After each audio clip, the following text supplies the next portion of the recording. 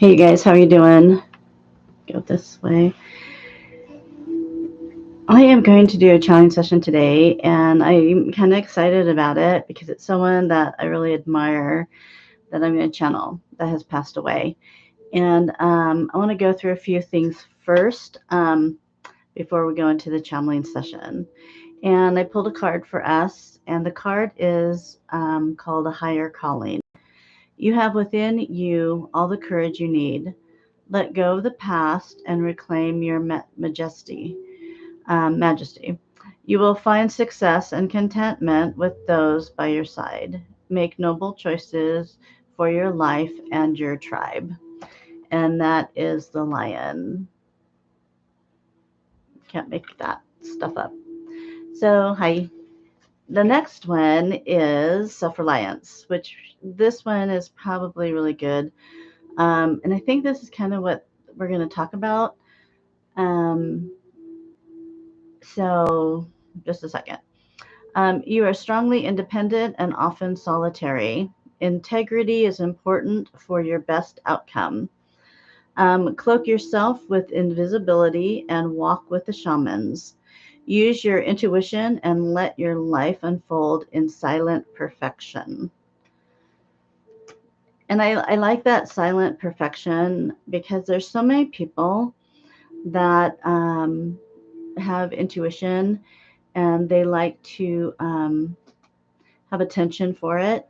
And I think the whole key in some of this to play out for the best outcome is to have silent perfection. And that means that you go within and you live your life in such a way that it might be noticed by several, but you're not announcing it. I'm going to talk about something that I found this week that I thought was really pretty cool. Um, and, and this is in 19 no excuse me 1561. It's called a celestial phenomenon over Nuremberg, Germany. And I've been talking actually to my twin about some stuff in Germany, and you may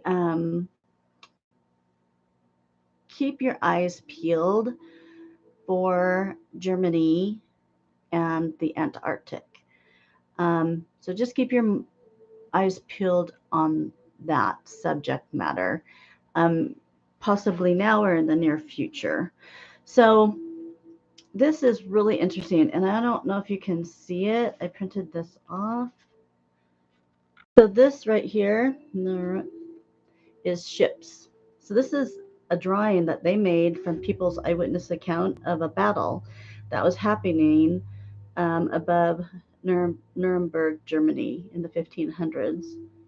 And there is a mothership that they called the Sun, but it had two spheres coming out of it, like a big mothership, a lot of cylinder like ships, and a lot of round um, ones that we have seen and you can track in the atmosphere and the skies. The ones I've never seen is like, those tic tacs that we used to play with, that we'd throw them. Um, I just don't know if you could see it. It's almost like a four-leaf clover. Put it this way. So you can look that up on Wikipedia. It's called Celestial Phenomenon over Nuremberg in 1561. And the news article was printed in 1561. It describes a mass sighting of celestial phenomenon. That's what they called it. The broadcast was illustrated this what I just showed you by Hans Gazer, and he did it in a wood. He carved it actually, um, and the document actually is in Zurich, Switzerland. And many men and women of Nuremberg saw what they called this aerial battle, and they called it out of the sun. They thought it came from the sun, and I think they thought it came from the sun because this main mothership, they put a sun on it, and I think it had something that was really glowing and shiny on it. Because back then they didn't know. And so they were talking about this battle going on, and a lot of these little round spheres were fall to the earth, and they'd have a trail behind them. They were hitting the earth. They were bombing the earth, because you'll see in here there's smoke, just like we're seeing currently. Um, and so I think, I can't say too much, but I think, yes, these spears were bombing an area. Uh, and then there's some bad mojo in the skies trying to prevent them from taking out possibly some of their species that were residing in Germany. Um, and so there was a great war happening to prevent them from taking out an area of Germany. Um, and then they said, after these spheres were bombing, this black triangle object, but they drew it like a dagger almost. So they said that appeared, um, and then everything kind of stopped at that time. They said hundreds observed these spheres and cylinders and odd-shaped objects that moved erratically overhead. They depicted various shapes, and including crosses. There were some that they called crosses. And in the small spheres, two large crescent, a black spear, and cylindrical objects. So they said it started at daybreak between 4 and 5 a.m. And it was cited by many, many witnesses. And they called that these round spheres would fall to earth in fire and smoke, and they'd hit the earth and disintegrate. Well, 1561, they didn't know about bombs, and I have a feeling that was some sort of maybe laser or kind of a bomb situation. And that's very interesting. And I didn't even know that they had like newspapers in 1561. I don't know. I thought it was pretty cool. All right, so we are going to do a challenge session, um, and it's kind of it's. I don't know if I'm going to go on current events or not. I thought I would, but I don't think I am, because who I'm channeling, I will tell you after I'm channeling him. Um, and he is someone that I really admire, and he passed away, and I was really sad when he passed away, because I really looked to him for words of wisdom, and he strengthened me all the time. And so, for some reason, he kicked in gear with me today, and we are going to channel him and give you some words. Um, and he's going to clarify some stuff. I've been talking about mastery, self mastery. All of a sudden, this word seems to be very prominent. I know it's hard for self mastery, um, and sometimes we don't have time to self master. So I think he's going to cover that in more plainer point of view. So I'm gonna. I was meditating for about a half hour prior to this, and um, we're going to go into a place, kind of more of a garden green place, and he's yogi, and so we're going to sit next to each other or across from each other, and he's going to transmit to me that way. So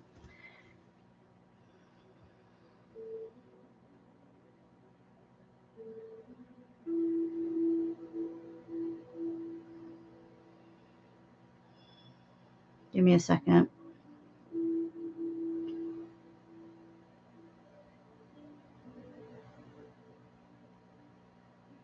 I think he wants to take us all there, so I'm going to talk you through what he's talking me through.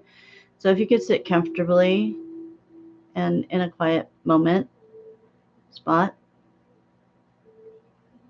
And he just wants to take us down in consciousness to get to an elevation where he can speak to us. So just calm your mind and quiet yourself.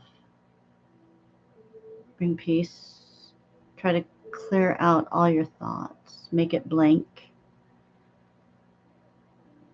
And look at yourself like climbing downstairs. You're going down kind of like if you're at an apartment building and you're going down the stairs and there's no sound, but you're going down and down these stairs. And as you go down the stairs, you feel heavier. You feel deeper because you're going down the stairs inside yourself, inside your consciousness. You're going down and down. And you're quieting yourself more and more as you go down. You feel the presence of yourself. You feel at peace here. And keep climbing down and down. You came to a door. So you're kind of at a plateau at the end of the stairs. You come to a door and open the door. You're going to see, each one of us is going to see something different. He's waiting there. He's sitting in the grasses under a tree in a yogi pose. And you sit in front of him. Your eyes are closed and his eyes are closed. And he wants you to become one with him.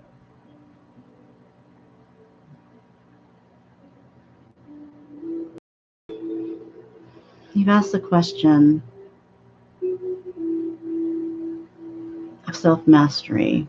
My whole life was actually teaching that. I taught it in variable ways. I taught it where people could understand it, because self-mastery is a hard word. It's a word we don't have time for.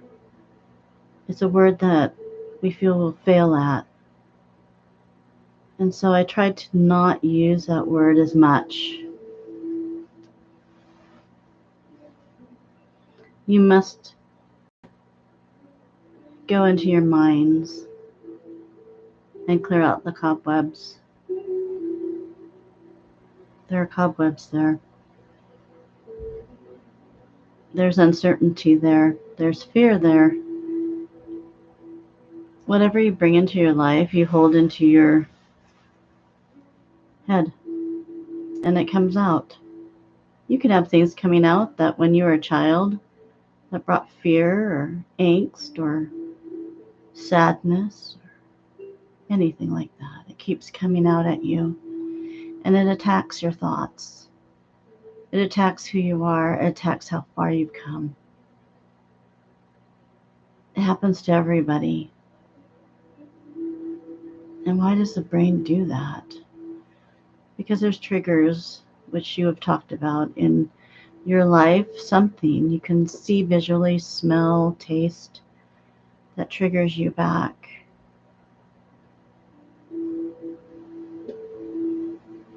There comes a time that you have to give yourself equality. You have to understand your mind and what's in your mind. See, we all have much in our mind. It's constantly turning, evolving, learning, judging, corrupting, enlightening, peaceful. It's very confusing how we can bounce back and forth. We can do a good deed here, and then we can go do something unspeakable here. I was never perfect. No one in this world will ever get out of this world perfect. I can guarantee you that. But something different's in the wind of the world now. Much is trying to penetrate your mind. It's trying to unbalance you. Once you're unbalanced, the fear comes in because you don't know where to go. You don't know what to do. You don't know what to think anymore because people are telling you things that you've never heard before. You think it's crazy, but then it's normal at the same time. It's very confusing. They're master planners. You have those out there that are mastering your mind. They are controlling you. And this is what I taught my whole life, is how you can take control of your own life. You can take control of what you bring into your life. And you need to surround yourself, and I'll say this time and time again, you need to surround yourself with your tribe, with people that are as close to like-mindedness as you, because that's your support system. And sometimes they're strong when you're weak, and vice versa. And you can lean on each other. Humanity still needs to be foreseen. You still need each other. God didn't tell you to walk alone. He told you to pull out sometimes for clarity, for peace, tranquility. But if you can find that match to walk with you, that is perfection, and that is strength. In my life, I wasn't a perfect man. I started out a really imperfect man. And then I think you get a time in your life where you just feel that there has to be more. There has to be more than 9 to 5, coming home, having a drink, and there has to be more. So I went in search of, and I found more, and I craved it, and I wanted it, and I had to learn about it every single day of my life. And then as I was learning of it, it was mastering me to a better person, to a kinder, softer person, where I didn't want to do the ills of the world anymore. It brought me out of it. It brought me out of my head, out of my depression, out of my sorrow. For you see, I had a horrible childhood. And it stayed with me until I decided to walk away from it into something else, into a better life, into peace, into harmony. It took years. It didn't take one day. It didn't take 2 days. It didn't take learning from one person. It took learning from everyone. I looked for knowledge everywhere. I traveled the world. I met with the peacemakers of the world, the monks, the yogis, the spiritual. And some I absorbed and some I did not. But I took away a piece of peace. So, self-mastery. Now you have time now, because the world's in chaos. It's unbalanced. It's like a teeter-totter, which is down on the far end. But is it really? Is it really? What you're seeing, is it really? You need to capture attention of what is real and what is not, which is very hard in your society now, because you cannot see, you cannot trust. Yes, there is war going on, but it's not like you think it is. They're trying to make you think it's bigger than it is. Let me tell you the truth, because I've been watching this carefully. Now, I used to be a religious man, but when I became a peacemaker and a teacher, I still believed in God and Jesus, but some of the things that I was taught did not match the love that I had in my heart. I didn't want to judge another man. That was not for me. That's not my place. And I didn't think God would judge me. He may wish for me to make better choices, but I don't think he judged me like I judge myself. I think you can judge yourself harsher than any other entity upon this earth. So I look down upon your lands and your lands overseas. Yes, there is a war.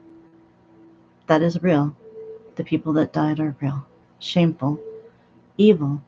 Evil at its finest. You are seen, but those that are the aggressor, I will say at this time, are clearing out the evil. They're not taking out the good and the innocent like they're telling you they are. They're doing this to rile your feathers. They're being very careful. Their ground troops are being very careful. And they're going into the tunnels mostly to take out the evil. And they need to close this down. See, people don't understand that they are doing something that needs to be done, else it is going to overtake your world. They're pushing back the evil. There's been wars since Adam and Eve. There's been killing since Adam and Eve. Cain and Abel. There's been blood that has hit the earth and it changed it forever. There will always be man that will fight man, because there's always going to be those of complete evil that hunt the innocent, that hunt God's people, that hunt purity. So you must come to understanding that this must be so, else it's going to overtake the world. So what I feel in my heart to give you a message on is to pray for them, for those that are strong enough to fight evil face to face in combat. They're trying to be careful, but it is war. The United States has killed many innocent people in war. Children also. Women. They've done harmful things. So don't think that you are above the law in war crimes. It happens. And it is unfortunate. There will be a time that you will not have to have war anymore, because it will be unnecessary. A time for repair will be a time of peace. Pray for those that are fighting the evil. Give them the light and the discernment to be careful. Now, let's bring this back home. Let's bring this to you in your head. You're absorbing too much. You're becoming fearful. Do you think there's really going to be a World War III? Do you think so? They want you to think so. They're trying to do it, but it takes a little bit more than what's happening right now. I'm not saying it's not going to happen, but be careful. Because if you fall for these things and you worry about these things, it gives it power. They want you to focus on these things because it gives it power. Whatever you focus on in your life is your life. Remember that. I've taught that my whole life. What you focus on is what you are. It's simple. I enjoyed my life. And my life was a testament to change people's hearts, to change their minds, to bring them forth in a better place. I did what I was told to do. I did my best. And I had the drive to speak and to write, and I left you a legacy upon this earth. Don't forget me, because my words are still true. And they're there for you to see and read and listen to, because you can master yourselves through many that speak to you. Because once you're aware, that's when you change. Sometimes you need to learn, bring it in, and then you think about it, and you bring it into your life however you need to. This is a good day. This is a beautiful day. I woke up every morning thanking God for the day, and that's how I started my day. Out of thankfulness, appreciation, and you should do the same if you choose to, because it's nothing better to get up and be thankful for who you are, your life, and the times that you live in.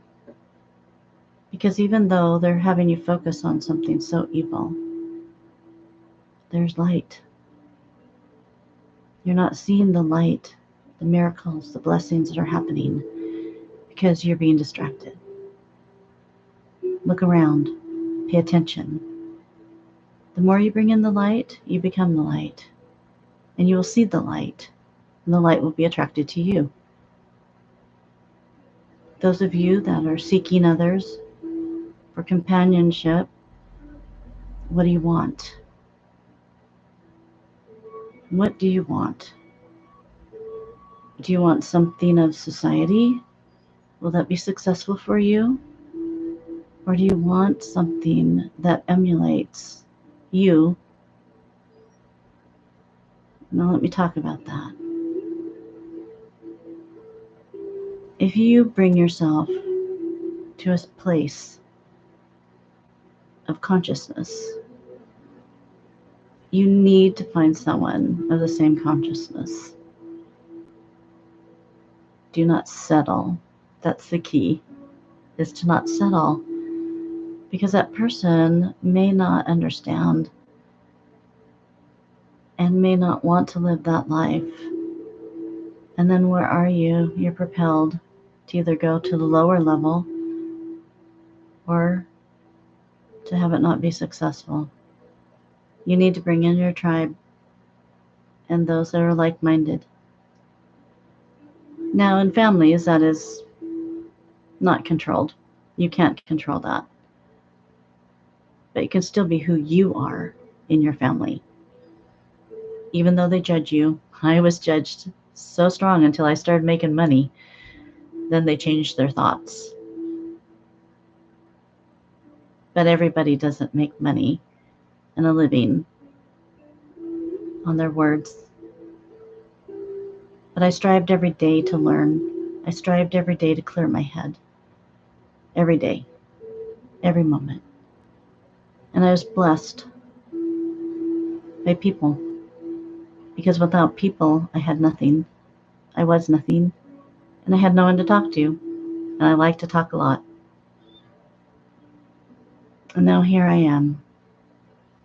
I came to the end of my line. I did everything I said I would do. You have people now that have come a long way. I came a long way in my life. My life was torrential, and I changed it, and I kept it there. And it was work every day. This vessel, same thing. Not too many people have a perfect past, but they can have a perfect future if they choose to. It takes work, you guys. It takes work. I admonish you to learn of me again, to watch me, and I promise you, you will change, and you will be aware, and you'll make choices that are right for you. I sign out now, Dr. Wayne Dyer. I'm so thankful to be here, to speak to you. Not too many I can speak through, and the level I choose I want to, at a spiritual plane, that have a controlled life, a pure life, very rare. Took me a while to find one vessel I could speak through that has controlled her life, or at least trying. Not perfect, but her heart's beautiful, and that's what I'm attracted to.